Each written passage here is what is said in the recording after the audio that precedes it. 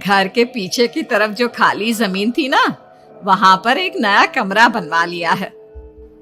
इतने सालों के बाद जैसे ही अपने घर में कदम रखा, कुछ अलग सा लगा। माँ, ये घर के पीछे की तरफ नया कमरा बनवाने की क्या जरूरत थी? अरे बेटा, घर के पीछे दूर दूर तक खाली जमीन है। तेरे पापा को कई दिनों से लग रहा था कि यहाँ पर एक कमरा बनवा लेंगे तो ताजा हवा मिल जाया करेगी। अब तो ये सब छोड़ और चल जल्दी से दूध पी ले। माँ, मैं थोड़ी देर में पी लूंगी, आप सो जाओ। मैंने दूध का गिलास उठाकर उस खिड़की में रख दिया। पता नहीं कब आंख लग गई। अचानक से खिड़की के पल्लों के खड़कने की तेज आवाज आई। दूध का गिलास धड़ाम से जमीन पर आ गिरा। जमीन पर गिरते ही दूध का रंग लाल हो चुका था। मैंने खिड़की से झांक कर बाहर देखा। चारों तरफ धूप अंधेरा था।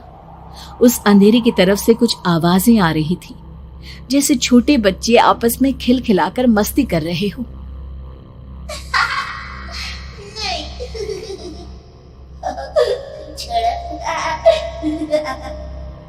इतनी रात को इतने घनघोर अंधेरे में बच्चों की आवाज कैसे आ रही है?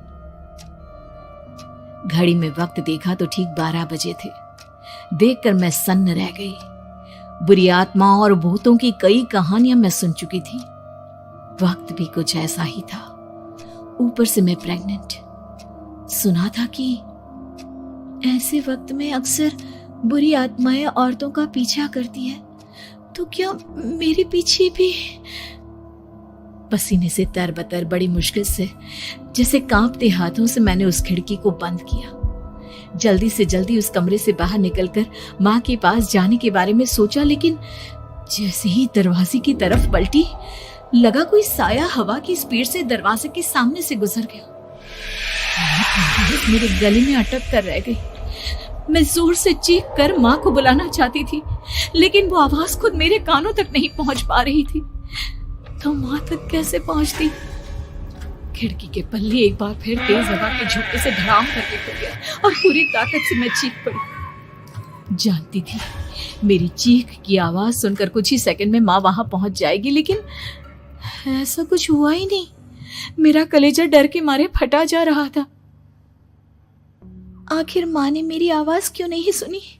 इतनी गहरी नींद में तो माँ कभी नहीं सोती। ठीक पीछे खुली हुई वो खिड़की। मुझ में इतनी ताकत नहीं बची थी कि मैं पलटकर उस तरफ देख भी सकूं।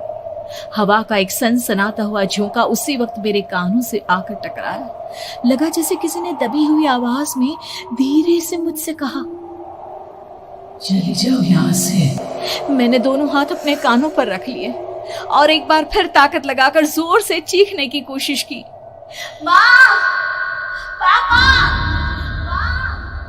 मेरी आवाज उस कमरे की दीवारों से टकराकर वापस मुझे ही सुनाई दे रही थी।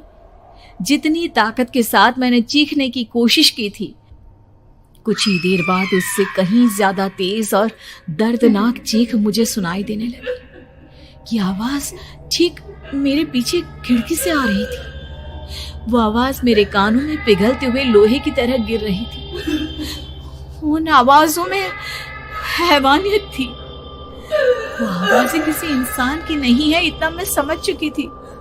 कांप रहे हाथों से मैंने अंधेरे में कुछ ढूंढने की कोशिश की। तभी अचानक मेरा हाथ बेड पर रखी टॉर्च पर पड़ा। किसी तरह ताकत लगाकर टॉर्च का बटन ऑन किया, लेकिन ये क्या? सामने दरवाजे पर 3 छोटी लड़कियां खड़ी हुई थी। उनके हाथ में स्टील के चमचमाते हुए चाकू थे। मैं घबराकर लड़खड़ाई और पीछे की तरफ हटी, लेकिन तब तक वो मेरे पास आ चुकी थी। उनकी गर्दन टेढ़ी थी और उनके हाथों के वो चाकू मेरे पेट को निशाना बनाने को तैयार। मैं जोर से चीखी, नहीं, छोड़ दो मेरे बच्चे को, मत मारो, मत मारो, छोड़ दो मेरे बच्चे को। सोनाली, क्या हुआ बेटा? तू इतनी डरी हुई क्यों है? उठ बेटा, क्या हुआ? हड़बड़ाकर मैंने अपनी आंखें खोली। देखा तो दिन निकल आया था। माँ मुझे जगा रही थी।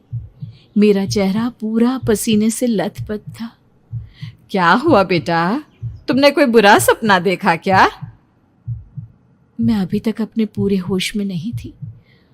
वो मेरे बच्चे को मार देगी माँ। वो लड़की मेरे बच्चे को। मैंने घबरा कर अपने पेट को छुआ। सब कुछ ठीक था।